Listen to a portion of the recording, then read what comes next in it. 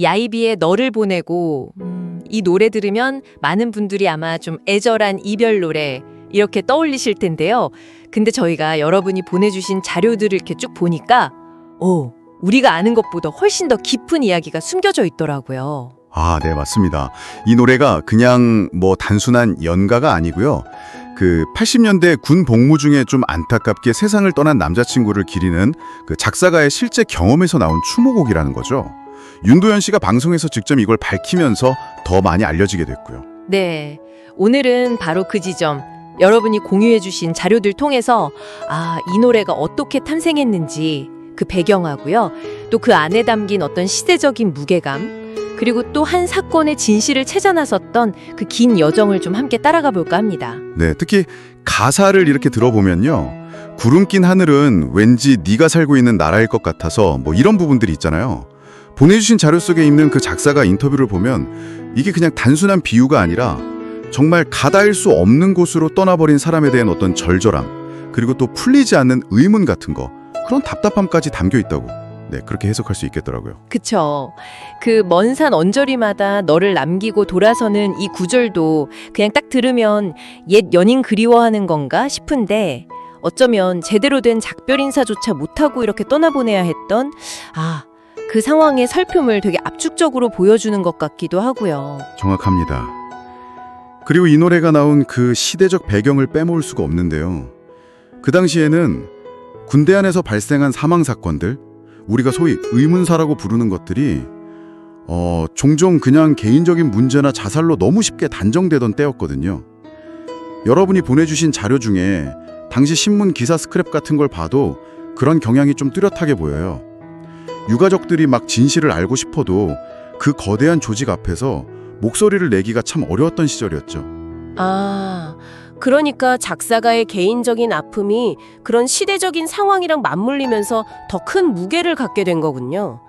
사랑하는 사람을 잃은 슬픔에다가 또 왜? 라는 질문조차 제대로 던지기 힘들었던 그런 사회적인 분위기까지. 참. 네, 바로 그 지점에서 이 노래의 어떤 직접적인 배경이 된 사건, 여러분 자료에도 아주 상세히 나와 있는 1984년 허원근 일병 사건을 좀 살펴봐야 합니다. 그때 군 당국은 자살이라고 발표를 했지만 유가족들은 도저히 납득할 수가 없었던 거죠. 그때부터 정말 긴 싸움이 시작된 거군요. 자료를 보니까 대통령 소속 의문사진상 규명위원회에서는 타살 결론을 내렸는데 근데 또 법원 판결은 엇갈렸다면서요. 1심은 타살, 2심은 자살.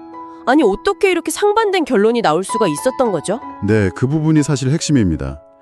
그 의문사위는 현장의 여러 정황 증거나 재수사 과정에서 나온 증언들 이런 걸 토대로 타살 가능성에 무게를 둔 반면에 2심 법원은 좀 초기 군수사 기록이나 법의학적인 소견 일부를 들어서 자살 가능성을 완전히 배제할 수는 없다 이렇게 본 거죠. 이렇게 상반된 판단이 나오면서 이게 30년 넘게 법정 다툼으로 이어진 겁니다. 정말 긴 시간이죠. 30년이라니. 와, 정말 상상하기 힘든 시간이네요. 그래서 최종적인 결론은 어떻게 내려졌습니까? 2015년에 대법원에서 최종 판단이 나왔는데요. 진상규명 따름이었습니다. 이게 중요해요. 그러니까 자살이냐 타살이냐를 명확하게 가릴 수가 없다는 건데 그 이유가 뭐였냐면 군의 초동 수사가 너무 부실해서 객관적인 진실을 밝힐 증거 확보 자체가 불가능해졌다. 이 점을 딱 지적했어요. 군의 초기 대응 문제 때문에 진실 규명이 어려워졌다. 그렇죠. 즉 국가의 어떤 잘못된 초기 대응 때문에 진실이 묻혔다는 점을 사실상 인정한 셈이죠. 그래서 국가배상 책임도 인정이 된 거고요. 비록 사인은 명확히 밝혀지지 않았지만 국가의 책임을 물었다는 점에서 어쨌든 의미가 있군요.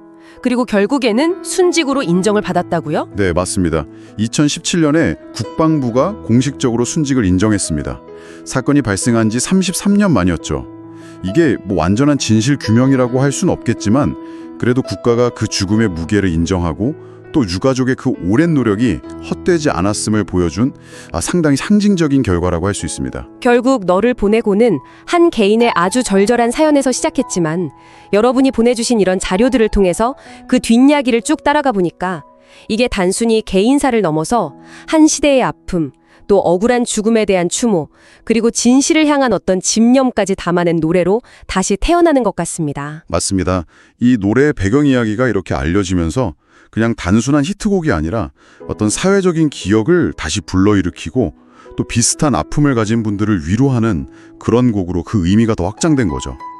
여러분의 자료 덕분에 저희도 이 노래를 훨씬 더 깊이 이해하게 됐습니다. 네, 오늘 이 이야기를 알고 너를 보내고래 다시 들으면 그 선율이나 가사가 예전과는 전혀 다른 무게로 다가올 것 같습니다.